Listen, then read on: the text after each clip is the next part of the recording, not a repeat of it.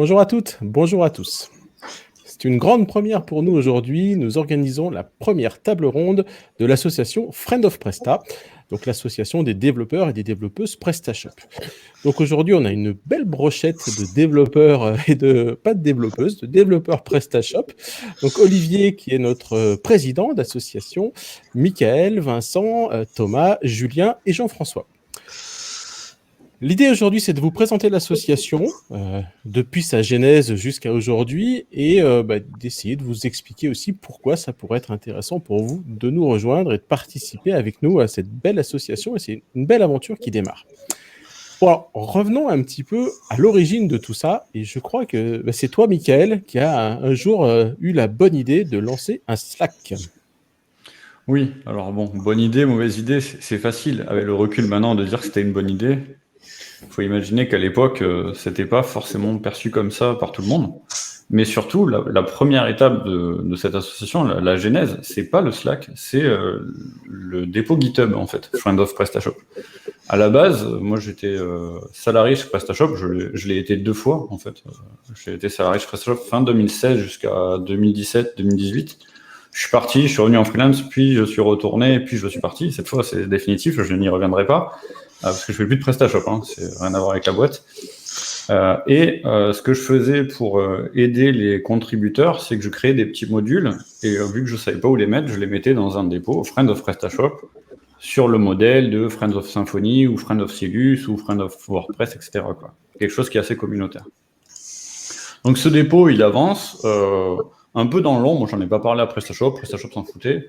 Et petit à petit, ce truc-là grossit. Je commence à mettre des modules d'exemple, je commence à mettre des modules un peu plus utiles, dont le module Developer Tools, qui a été un des premiers modules qui a eu un peu de lumière dans la communauté. Et effectivement, il me semble en 2019, je crée le Slack Friends of PrestaShop. Ça s'appelait Friends of PrestaShop et pas Friends of Presta à la base. Donc ça, pareil, je le fais en dehors de PrestaShop. Je ne me préoccupe pas du tout de ce que la boîte peut en penser. Et je le fais non pas pour créer une asso ou pour rassembler toute la communauté autour de moi. Je le fais au départ pour rassembler la communauté des contributeurs de ces modules, de ce dépôt GitHub, pour pouvoir discuter avec eux tranquillement. Donc j'invite quelques potes, Constantin, Adonis, celui qui fait le fameux thème PrestaRocket, quelques autres copains, et on commence à contribuer. Donc on commence à ajouter des gens, ça commence à grossir. Je commence à inviter des gens de chez PrestaShop, jusqu'à ce que ça prenne suffisamment de lumière pour que la boîte me tombe un peu dessus. Donc au départ, il y a eu un peu de freinage. J'ai été un petit peu mis sous pression de la boîte. Déjà parce que normalement, il y avait une personne qui était en charge de la communauté, qui s'appelle Antoine, et qui n'était pas du tout au courant de ce que j'étais en train de faire, et qui, semble-t-il, et c'est arrivé bien après, pour le coup, maintenant on le voit, il y a le Slack communautaire, il était déjà en fait sur ce projet de Slack communautaire, qui est sorti du coup bien l'an après. Et donc ça coince un peu, très très vite, je lâche la gouvernance de ce truc-là, non pas parce que je voulais plus le gérer, mais surtout pour le protéger, parce que si j'en étais resté responsable, en tant que salarié de PrestaShop, j'aurais dû le shutdown, quoi, le terminer. Ce que je voulais absolument pas, pour le coup. Moi, j'avais 2 sujets dès le moment où je me suis dit que ça allait être un truc communautaire. C'était 1, géré par la communauté, donc pas la main de PrestaShop dessus, que ce soit moi ou un autre, et 2, que ce soit le plus libre possible, et donc pas reproduire ce qui se passe sur le forum avec de la modération. Je voulais le moins de modération possible, même si ça peut créer des problèmes qu'on a vu apparaître par la suite, et dont j'étais des fois pour partie responsable. Donc je sais de quoi je parle. C'est vrai. Dans les faits, maintenant c'est facile avec le recul de dire que c'était une chouette expérience, que ça se passe très bien, et notamment peut-être parce que j'ai relâché le projet à des gens plus sérieux, plus calmes, et peut-être plus posés que moi, et plus adéquats pour mener ce type d'association. Ensuite, la main a été relâchée à des gens qui ont pris de la place, notamment au moment de l'événement e-commerce solidaire. Ça a mis en lumière des gens très intéressants et que j'apprécie beaucoup, comme Olivier et Jean-François, évidemment, et d'autres, qui se sont investis à ce moment-là et qui ont contribué à l'essor du Slack, d'une part, de l'association, d'autre part. Et à ce moment-là, je suis intervenu à un autre niveau. Ça a été de protéger le nom il y a eu un petit moment de flottement comme ça, où notamment avec les logos et tout, on avait commencé à créer notre propre logo, on s'est un peu fait embêter par rapport à ça. On a eu des craintes sur le fait qu'on puisse garder le Slack, le nom du Slack. Et donc à ce moment-là, moi je suis intervenu d'un point de vue légal pour protéger la marque. C'est ce qui fait que Friend of Presta aujourd'hui, c'est une marque qui est protégée, qui appartient à l'association et qui fait qu'à l'heure d'aujourd'hui, on ne peut plus nous empêcher de communiquer dessus, de faire des t-shirts, de faire des pulls. Et donc nous sommes en sécurité. Ça, c'était aussi un des derniers enjeux sur lesquels je voulais m'investir avant d'être maintenant complètement en dehors. C'est-à-dire je crois que je suis encore à jour de ma cotisation, j'en suis pas sûr. Mais il est évident à terme qu'aujourd'hui, que je suis plus là, quoi. Je suis, on va dire, un souvenir. Voilà. Ah, un beau souvenir, alors. J'espère. Pour ceux qui étaient là au départ, il y a un petit effet nostalgie. Ils oublient le mauvais et ils gardent le bon. C'est normal, c'est humain. Voilà. On mettra évidemment le lien du Slack dans la description de la vidéo, hein, pour que les gens qui veulent s'inscrire puissent le faire. Peut-être Jean-François ou Olivier, peu importe, sur le Slack. Donc on rappelle, c'est une inscription qui est libre aujourd'hui. Tout le monde peut venir s'inscrire sur le Slack. Exactement. C'est ça. Pour peu d'être un petit peu développeur-développeuse PrestaShop, ou en tout cas dans la communauté PrestaShop.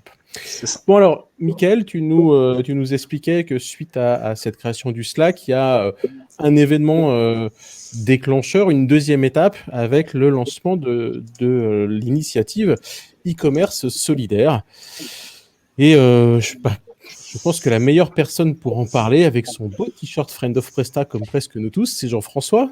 Explique-nous un petit peu ce qui te passe par la tête ce jour-là et comment ça se met en place en liaison avec ce Slack Friend of Presta.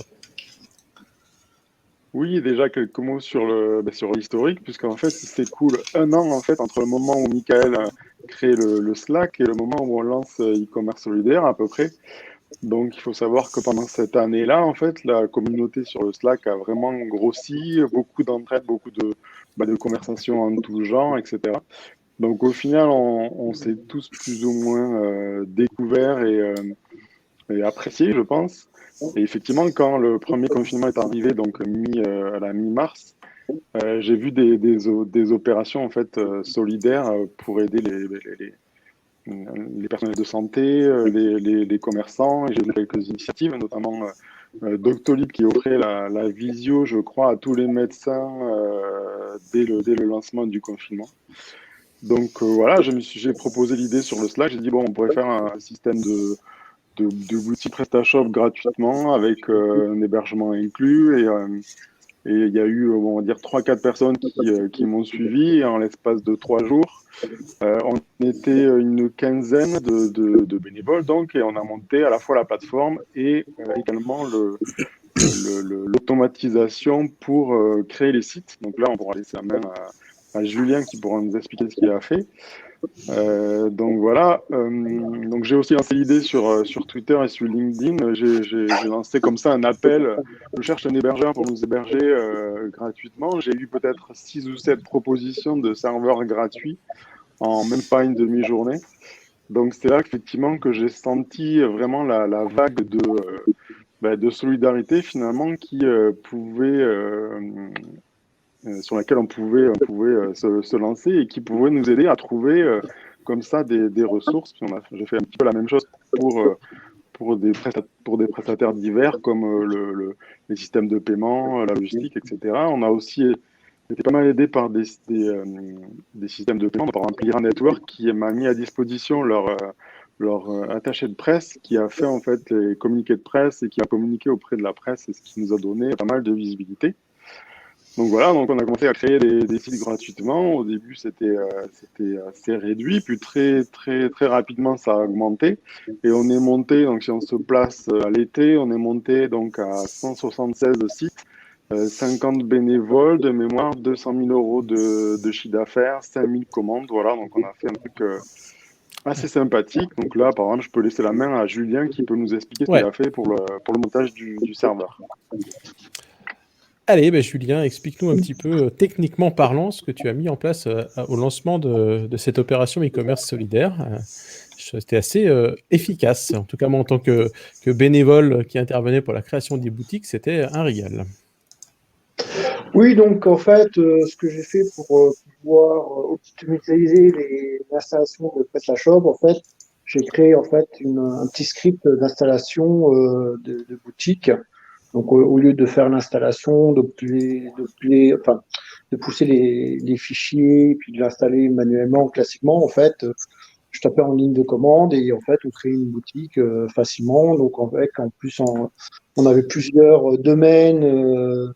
Donc, on avait le point Alsace, on avait le point Paris, le point CEDH. ouais, CEDH. Donc, en plus, on avait plusieurs domaines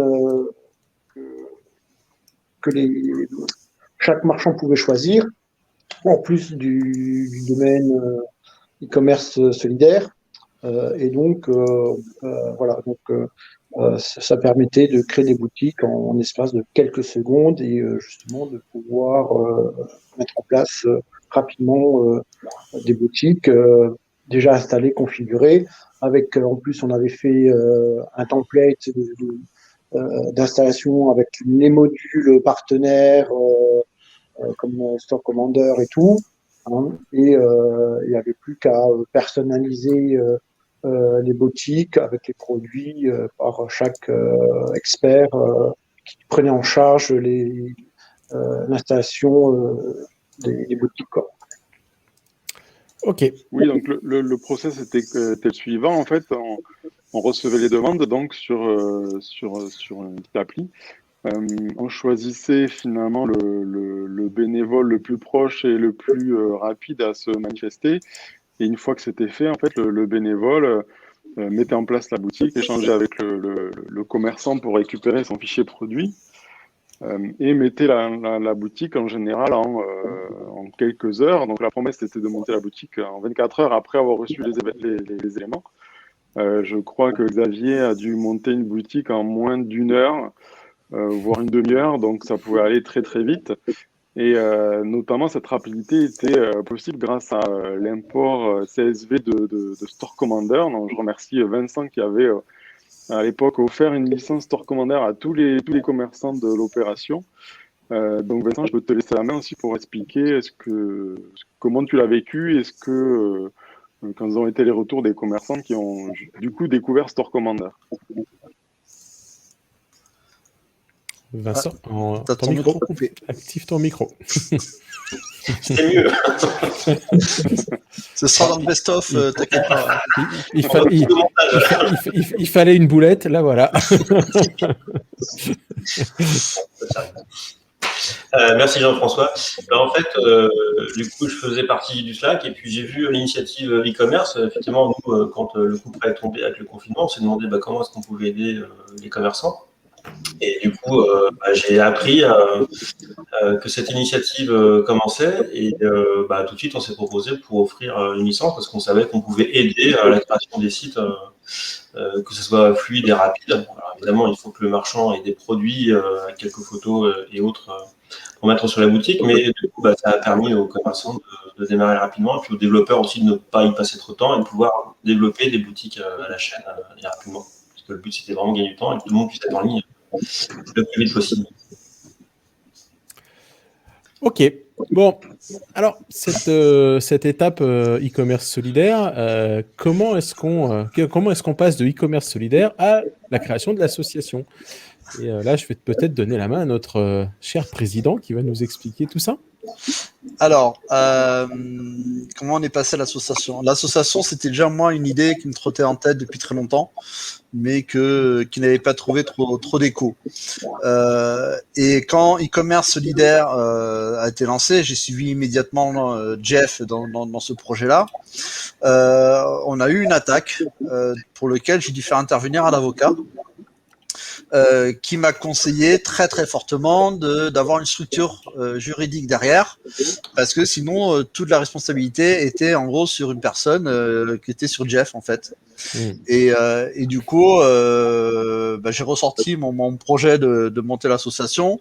On a repris le nom Friends of Presta du Slack et j'ai lancé toutes les démarches pour créer l'association loi 1901 et ça a été fait pendant le confinement. Ça a été assez galère avec la préfecture qui ne réagissait pas jusqu'à ce que j'ai mis un tweet et là 24 heures après on était enregistré.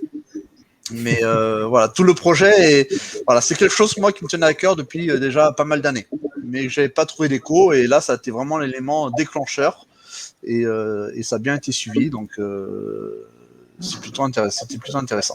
Donc du coup, l'association, elle a été créée officiellement à quelle date exactement? Voilà. À quelques jours près, hein. À quelques jours près, hein. Je crois que j'ai bataillé en juin, je crois, D'accord. j'ai galéré, j'ai un peu galéré au niveau administratif. J'ai retrouvé ça dessus assez rapidement. Non, mais voilà, c'était juste après, de mémoire, ouais, ça devait être en juin, quelque chose comme ça. Okay. Alors même pas, on a fait l'AG constitutive le 3 avril. D'accord, oui, donc voilà. Donc, c'est arrivé très rapidement après le lancement de e-commerce. Oui, parce qu'à peine avons-nous lancé e-commerce solidaire et commencé à communiquer dessus, qu'on a reçu des menaces, etc., qui a impliqué qu'on a été obligé de faire intervenir un avocat. Donc il fallait, suite à ça, qu'on ait une structure juridique sur laquelle s'appuyer pour ça. Alors, Thomas précise, on parle bien d'avril 2020, hein, en effet, il y a un peu plus d'un an, un an et quelques mois maintenant. Il y avait, je me rappelle un peu de cette époque, il y avait aussi, on va dire, des pressions, le mot est fort, mais il y avait aussi des insistances côté PrestaShop pour qu'on se structure. Je ne sais pas si tu te rappelles, Olivier, à l'époque. Tout à fait. Il y avait Antoine, mais pas que, il y avait Alexandre aussi qui insistait vachement pour structurer l'association. Je pense qu'un des éléments aussi déclencheurs, ça a été quand on nous a peut-être sanctionné pour le logo. Je ne sais pas si toi tu l'as perçu comme ça, mais moi c'est à ce moment-là où j'ai commencé à me dire que j'allais devoir protéger le nom, et du coup j'ai dû protéger le nom avant que l'asso se monte, juste pour être plus rapide que PrestaShop et être tranquille en fait. Parce que en tout cas moi à titre personnel j'avais des doutes qu'on nous vole le nom. En fait, je pensais avoir plus de. Je pense que ça a dérangé un peu PrestaShop à ce moment-là, que effectivement qu'on se constitue, qu'on se structure en fait. Je pense que ça a un peu dérangé, et puis maintenant ils en sont, je pense, très contents puisque ça a quand même des retours plutôt positifs pour eux aussi. Mais c'est vrai que c'était un peu tendu avec PrestaShop à ce moment-là. Et je me rappelle des histoires du logo qui est une très mauvaise aventure, et que quand tu as déposé Friends of Presta, au moins c'était tranquille quoi. Ok, alors, bon, après, ça c'est l'événement marquant, c'est que ces épisodes, l'événement marquant, c'est que à peine on a lancé l'association et les adhésions, Alexandre le soir même à 21h30 ou 22h a adhéré à l'association. Ouais. Il a été hyper rapide et il était présent à la dernière AG qu'on a fait en début d'année. Voilà, donc c'était un petit peu sur ce que je voulais enchaîner.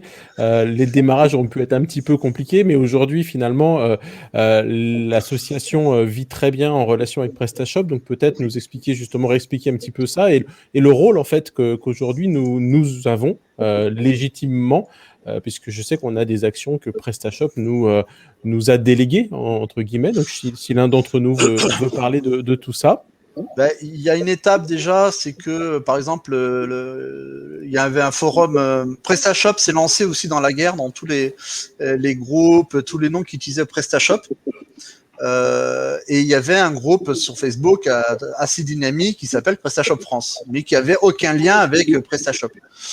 Et du coup, quand on a monté l'association, je me suis dit ce serait bien que le groupe passe sous tutelle de l'association pour quelque part faire une reconnaissance officielle du groupe. Et ça, PrestaShop a accepté puisqu'ils ont fait un macaron exprès PrestaShop plusieurs groupes avec une petite charte que j'ai signée en tant que président. Et du coup, le groupe PrestaShop France est quelque part officiel. Donc on a ce côté-là de communautaire en fait.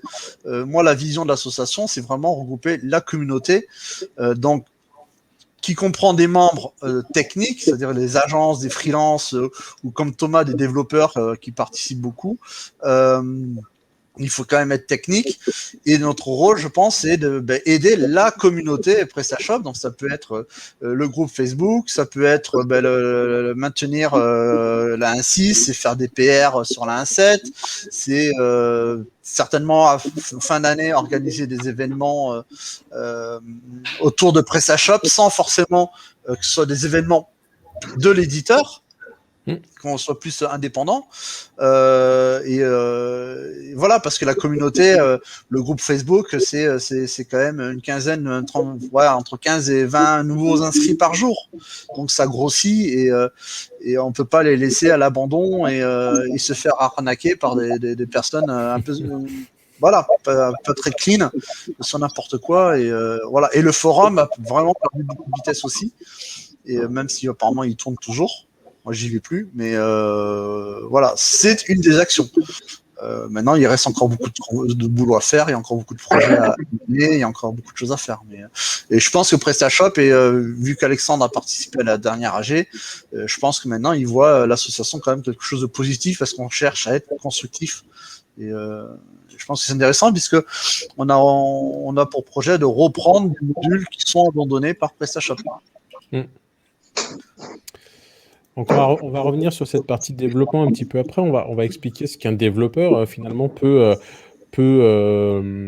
qu'il peut retirer de l'association, qu'est-ce qu'on peut lui apporter.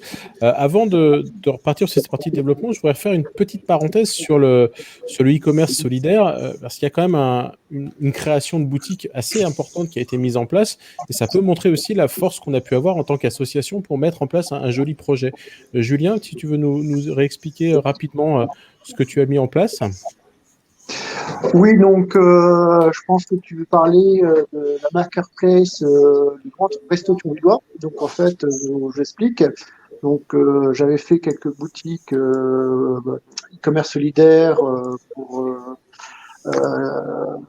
en local à Thionville où je travaille. Ça avait fait pas mal de bruit. Et en fait, il y a 9 grands restaurants de Thionville qui avaient en fait par solidarité en fait apporté des plats emportés pour l'hôpital Bel Air, qui était très très touché à l'époque. Hein. On était l'une des régions les plus touchées dans le Grand Est par le Covid. Donc pour les soutenir, comme ils ne pouvaient plus travailler, donc ils ont décidé de se fédérer et justement d'apporter des plats emportés pour tout le personnel hospitalier. Et ils ont vu que ça marchait très bien. Et donc, ils ont décidé de dire, de créer un GIE, donc un groupement d'intérêt économique, justement pour faire des plans, pour faire des plats emportés. Et donc, ils m'ont, suite à e-commerce solidaire, ils m'ont demandé justement de créer cette plateforme que j'ai acceptée. Et ça a tellement bien marché que en septembre, un peu avant le deuxième confinement, ils ont carrément ouvert un local de vente. Donc, ils peuvent commander sur Internet et les personnes peuvent aller dans ce local, dans ce magasin, récupérer leurs commandes, hein, c'est du click and collect, hein, et en même temps, sur place, ils peuvent prendre d'autres plats, des trucs comme ça. Et depuis septembre, en fait, ils ont en fait ouvert ce magasin physique. Hein, donc, c'est le commerce solidaire. Voilà, n'est pas que forcément du e-commerce, ça peut déboucher sur des solutions physiques. Hein, et ça marche très très bien. Et il y a beaucoup de monde, que ça soit sur la plateforme, hein, ou que sur le magasin physique. Ok, donc ouais, on voit bien cette belle évolution que ça a pu avoir, l'offre e-commerce solidaire a pu découler sur des belles réalisations. Et c'est aussi l'objectif de cette association Friend of Presta, de se rassembler pour faire des belles choses. Et du coup, Vincent, toi, tu voulais nous parler justement des avantages, entre guillemets, enfin de ce qu'on peut retirer en tant que développeur à participer à l'association et par le biais du Slack. Alors, sachant que le Slack est accessible, et vous me contredirez si je dis des bêtises, on n'est pas obligatoirement membre de l'association pour avoir accès au Slack. Le Slack est actuellement ouvert à tous. Ouais. Oui, effectivement, en fait, l'expérience que moi j'en ai, au début, avant même l'opération e-commerce solidaire, j'étais inscrit sur le Slack pour voir un petit peu ce qui s'est passé. J'y allais de temps en temps pour voir un petit peu les échanges, poser des questions, voilà. Mais vraiment, l'événement e-commerce solidaire a permis de fédérer en fait une bonne partie des membres de ce Slack. Et puis, ça nous a permis de nous connaître entre nous, d'échanger beaucoup plus.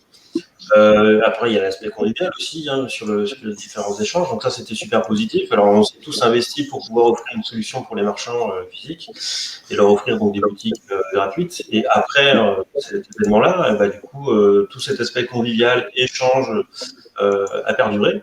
Et du coup, moi, en tant qu'éditeur d'application, ce que j'en retire vraiment, c'est que ça permet d'avoir des informations vraiment très très chaudes. En fait, on est quasiment en exclusivité sur les développements PrestaShop, donc ça permet d'être au cœur de la solution, d'avoir des retours techniques très poussés, d'avoir des retours de problématiques que peuvent avoir les personnes qui utilisent l'application, par commandeur ou d'autres, et donc ça permet d'avoir des challenges techniques assez intéressants. Donc vraiment, c'est une source d'information, ça permet de veille, et du coup, je ne regrette pas, j'ai mis mes développeurs sur la plateforme, sur Slack aussi, et puis ça se passerait très bien, donc c'est une super aventure. Ok, bon, je comprends pas pourquoi tous les développeurs PrestaShop sont pas encore sur le Slack là quand même. Après de tels témoignages, j'avoue que je ne comprends plus. Alors, dites-moi, messieurs, dans les projets de développement qui sont mis en place par Friend of Presta, je crois qu'il y a une console notamment. Si l'un d'entre vous nous parlait de ça, une console pour créer les PrestaShop en ligne de commande. Allez, qui prend le relais? En fait, allez, Jean-François. C'est un projet effectivement open source qu'on gère sur le GitHub de Friend of Presta. Donc c'est une idée à la base de Guillaume Battier de PrestaSafe. Merci à lui. L'idée c'était de se calquer sur le modèle d'October en fait, qui permettait de lancer des commandes en ligne en fait, pour faire différentes actions. Donc par exemple, on a une commande qui permet de générer toutes les miniatures des photos produits en très peu de temps. On a une des commandes pour activer le mode debug, par exemple. Et voilà, on a une commande en cours qui permet de faire une surcharge. Donc, on dit, OK, je vais surcharger telle classe ou tel module ou tel template. Et ça génère la surcharge automatiquement. Donc, c'est des petits outils, en fait, qui sont vraiment à destination des développeurs. Ce n'est pas du tout à destination des commerçants. Et qui nous permettent, en fait, de gagner du temps et de simplifier les choses. Et il y a pas mal de commandes en cours qui permettent de faire des choses qui ne sont pas dans le back-office PrestaShop, comme Thomas, par exemple, qui a commencé une commande qui permet de désactiver les produits, les catégories qui n'ont pas de produits, par exemple. Ah, top, ça. Donc là, sur ce projet-là, on est 5-6 contributeurs, en fait. Donc on fait des PR, on fait proprement, on fait des PR, des issues, il y a des gens qui revoient le code et qui mergent les PR. Voilà, donc on n'est pas très nombreux, donc si effectivement il y a des gens qui veulent se joindre au projet, c'est avec plaisir. D'autant plus qu'on va aussi faire d'autres projets sur le GitHub, dans d'autres contextes. Ok, donc déjà, les gens, on va passer la main à Thomas, mais donc les gens qui voudraient l'utiliser aujourd'hui peuvent le télécharger dans le GitHub, il y a la documentation, il y a tout ce qu'il faut, et ils peuvent participer au développement de cet outil. Ok. Thomas, tu veux nous en parler aussi, je pense, peut-être nous expliquer... Du coup, sur la FOB console, ça fait pas trop longtemps que je me mets dessus parce que j'étais sur un PrestaShop 1.6 et la FOB console est quand même en 1.7.5. Donc, du coup, j'ai un nouveau site là maintenant qui tourne en 1.7.7. Donc, je me lance un peu dessus. J'ai commencé à faire comme disait Jean-François, une nouvelle commande pour désactiver les catégories sans produit ou activer celles qu'on des produits automatiquement. Après, c'est très intéressant et on apprend plein de choses en discutant avec tous les membres du FOB Project sur le GitHub et sur le Slack, puisqu'il y a quand même un channel où on peut discuter sans polluer expressément comment ça s'appelle le GitHub, quoi, le GitHub. Ok, et je crois que tu voulais nous parler aussi du Pull Request Friday, donc tu es un des grands acteurs. Alors ça, j'ai trouvé que c'était vraiment une très très bonne idée qu'a lancé Jean-François. Et avec, alors je veux pas hacher son nom, et je crois que c'est Franck Lefebvre. Je trouve que c'est une très bonne idée puisque du coup tous les vendredis, du coup c'est le lundi maintenant, ça a changé. Le lundi, on lance un petit défi, on va dire, faire un pull request sur PrestaShop pour le vendredi. Ça nous laisse une semaine pour faire un pull request. Et je trouve ça quand même très intéressant que toutes les agences, les développeurs ou moi qui suis e-commerçant participent au projet puisque ça reste quand même notre gagne-pain, on va dire, entre guillemets. Donc je trouve ça très très intéressant, le pull request Friday qu'on a lancé, qu'a lancé Jean-François et Franck. Ah, je dois avouer que je suis ça de loin. Jean-François, tu as quelques exemples de pull requests qui ont été faits ces dernières semaines? En fait, Franck Lefebvre nous donne un thème toutes les semaines, Ouais. plus ou moins difficile, et en fait, on doit suivre le thème pour faire une pull request. Donc, le dernier pull request Friday, c'était faire une pull request en front. Donc voilà, on prend la liste des issues qu'il y a. Donc il y a plusieurs milliers d'issues ouverts sur PrestaShop, sur le GitHub. Donc c'est assez facile d'en trouver des pas trop durs et on fait notre petite pull request. Donc parfois Thomas il en fait 3, 4, 5, 6 dans la semaine. Donc voilà, on a du mal un peu à suivre. Mais aussi, l'idée, c'est aussi d'accompagner les gens qui n'ont jamais fait de pull request. Enfin, le pull request, c'est vraiment la façon, on va dire, royale de contribuer à un projet open source. Il y en a d'autres, c'est plus facile. Donc, des gens qui n'ont jamais fait de pull request, on va les aider à mettre en place le setup, à faire une PR. Hein. Donc, il faut respecter l'indentation, par exemple. Il y a des outils pour respecter les différentes règles imposées par PrestaShop, qui est quand même très très haut niveau, enfin des règles sont quand même très très haut niveau en termes de dev, donc on est aussi là sur le Slack pour aider les débutants, les primo contributeurs à contribuer à PrestaShop, et ils peuvent aussi contribuer d'ailleurs sur les projets Friend of Presta où on est beaucoup plus cool quand même avec les règles de nommage et autres. Ok, donc c'est chouette ça. J'allais rajouter juste Thomas, un petit truc. Ouais. Normalement, incessamment sous peu, dès que je vais avoir du temps dégagé, on va faire un café FOP, comme on a fait la dernière fois avec Franck d'ailleurs, justement, où je vais expliquer comment faire une pull request sans utiliser de ligne de commande de A à Z. Et ça, c'est dans les tuyaux et ça ne devrait pas tarder à sortir. On va rester connecté, ça sera intéressant. un épisode à ne pas louper. L'un des objectifs aussi de l'association, de Friend of Presta en général, c'est de faire monter la communauté en compétence sur des choses que finalement nous on a appris avec le temps, mais que certains développeurs démarrent. Par exemple, il y a eu des questions récemment sur comment on organise un Git, comment on s'organise pour mettre PrestaShop dans le Git. Donc c'est des choses qui peuvent paraître pour certains assez basiques, notamment pour les développeurs de PrestaShop qui eux sont à un niveau bien au-dessus.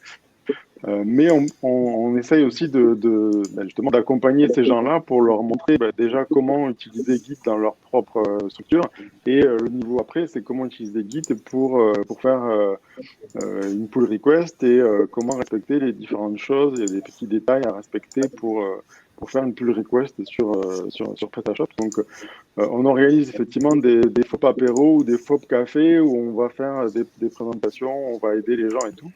Et aussi, on a, notamment lors du premier confinement pendant les commerces solidaires, où on faisait un FOP apéro quasiment toutes les semaines, où on faisait intervenir souvent d'ailleurs quelqu'un de PrestaShop qui nous présentait différentes choses. Donc, on avait eu en exclusivité la nouvelle version de PrestaShop, des gens sur l'équipe product qui nous expliquaient comment ils s'organisaient, comment ils prenaient le retour sur les commerçants, etc. Donc, c'est aussi quelque chose que l'on a beaucoup développé en ligne, donc des apéros un peu informels comme ça, où il y a une présentation et après on s'ouvrait une petite bière. Et on a l'intention effectivement de continuer dans cette démarche avec des événements qui seront vraiment physiques. Donc on espère peut-être cet été ou à la rentrée, où là on pourra faire intervenir des gens comme Store Commander, par exemple, qui peuvent nous présenter des solutions, des gens de PrestaShop ou des gens de la communauté, pour faire des petites présentations, couplées bien sûr avec des moments de convivialité. D'ailleurs, le premier moment vraiment physique de convivialité, ça a été la Garden Party qui a été organisée et accueillie par Thomas. Donc, je pense que ça serait pas mal qu'il nous en touche 2 mots, puisqu'il nous a vraiment accueillis très gentiment chez lui. Allez. Ah, c'était une après-midi très très sympathique dans un contexte qu'on connaît tous, la Covid. Donc c'était assez compliqué, mais c'est vrai que la rencontre entre toutes les personnes et puis partager nos expériences autour d'un repas, c'est intéressant. On se rend compte qu'on rencontre tous les mêmes problématiques et que certains arrivent à les régler, donc on trouve des solutions avec les autres. C'est très très agréable. Après, c'était sur Toulouse, mais pas de chance pour tout le monde. C'est vrai, surtout en Covid, c'était pas facile, mais on peut en refaire d'autres dans toute la France. Et moi, je suis prêt d'aller jusqu'à Lille pour faire un nouveau rendez-vous de l'association et rencontrer des gens, car c'est vraiment très très intéressant. Oui, enfin, Guillaume est venu de Montpellier, Sabine Oui, et oui, oui, on Isabelle a fait. étaient venues du Il y a Pays eu de la Basque. route On de avait fait, réussi quand même à avoir des gens qui mais venaient j'avoue que d'assez là, loin. c'était très très dur dans la situation actuelle, quoi. Je C'était pense que une l'année période- prochaine, J'espère qu'on en fera les- d'autres Les plus prochaines facilement. sont plus faciles l'année à prochaine, organiser, j'espère c'est qu'on clair. pourra tous se rejoindre en, je sais pas, le milieu de la France, à Clermont-Ferrand. Voilà. Ok, moi, je crois qu'on a bien résumé dans ces derniers mots l'esprit de Friend of Presta, c'est vraiment de faire monter la communauté en puissance et s'assurer que tout l'écosystème gagne en compétences et en qualité, et en même temps de se retrouver, d'échanger, de partager, de faire la fête de temps en temps, ça fait du bien aussi, et je crois qu'on a vraiment ici cette convivialité dans l'association, et je pense qu'on a pu le sentir dans nos échanges aujourd'hui, c'est vraiment une belle aventure qui démarre. Alors, je voulais vous lancer un petit peu sur l'avenir de Friend of Presta, mais bon, finalement, Jean-François, tu en as un petit peu parlé, donc on va remettre en place des événements, etc. Je ne sais pas si Olivier, toi, en tant que président, tu as, entre guillemets, une roadmap, une vision pour le futur de l'association. Bon, ça, on en avait parlé lors de l'AG, etc. Mais bon, voilà, il y a les vidéos, il y a l'animation du Slack, il y a organiser des événements dès qu'on peut physique. Il y a la reprise de modules PrestaShop qui sont abandonnés par PrestaShop. Il y a en projet, il faut qu'on en discute encore, de la 1.6, est-ce qu'on la met à jour pour qu'elle passe sur PHP 8 ou pas. Donc, est-ce qu'on fait un fork, est-ce qu'on fait, enfin, il y a plein de débats sur le sujet.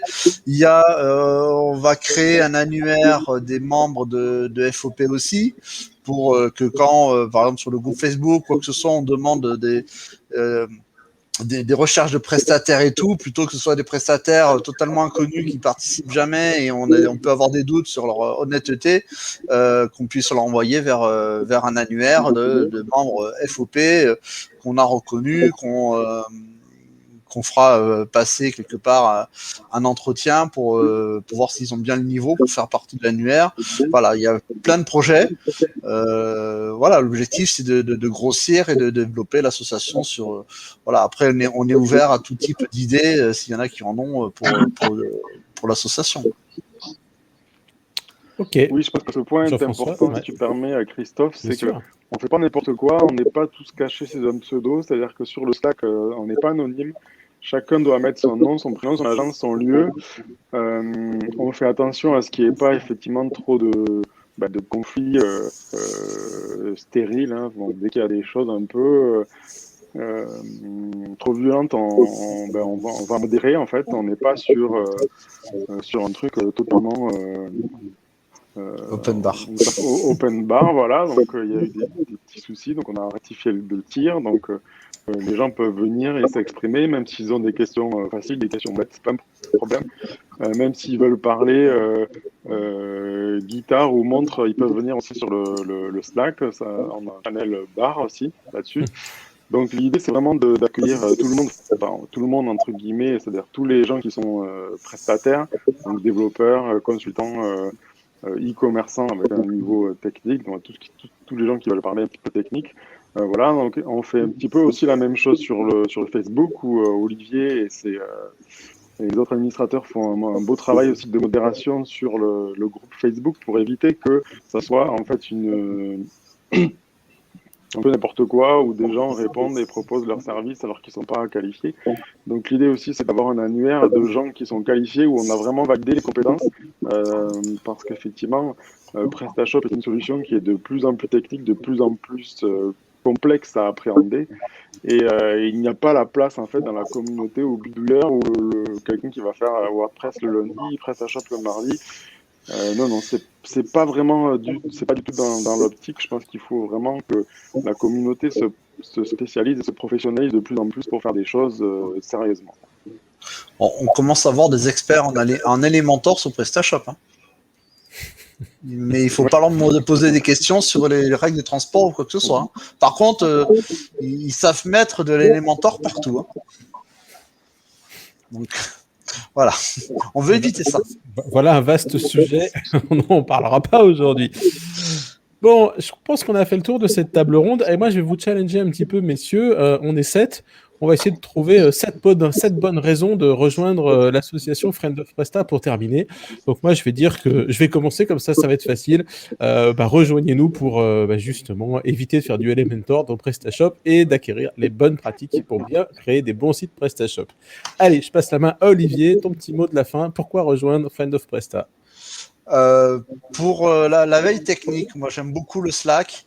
Je suis un vieux développeur, je suis pas forcément à jour et tout ça. Et techniquement et tout ça, il y a des très bons échanges sur le Slack. Il y a toujours des réponses. Il y a même les corps développeurs des fois de PrestaShop qui interviennent et tout. Et je trouve que c'est très enrichissant. Ça évite d'être tout seul dans sa bulle et faire des fois des développements qui sont pas du tout dans les bonnes pratiques et qui peuvent poser des problèmes derrière.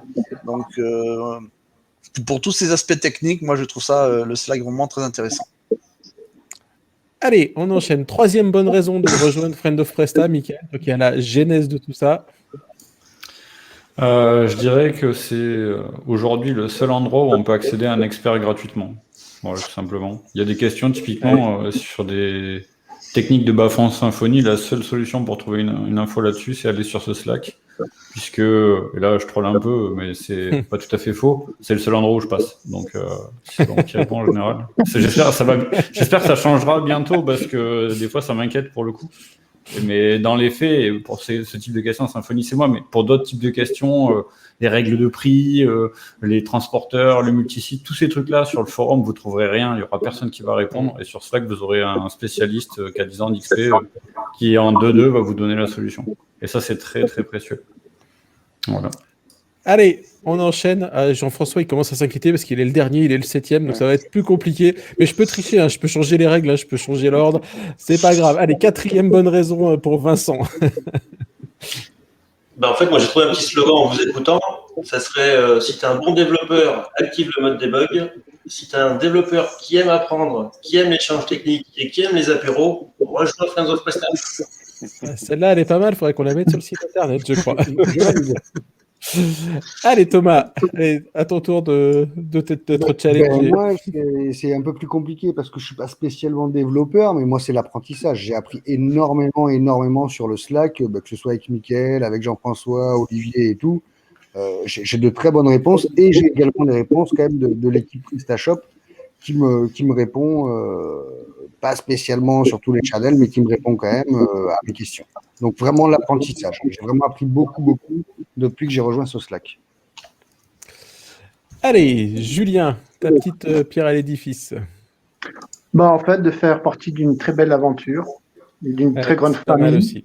Et je dirais même, on n'y a pas pensé, mais vous pouvez acheter les t-shirts, les polos, Friends of Presta, les mugs. Très important pour les développeurs. Un développeur sans mug, c'est pas un développeur. On a une boutique PrestaShop, Shop of Friends of Presta. Voilà. On a quelques belles exemples, hein, et donc voilà, donc faire partie de cette grande famille de PrestaShop et de continuer l'aventure. Allez, last but not least, comme on dit, notre ami Jean-François, tu as droit à la 7e bonne raison de rejoindre Friend of Presta.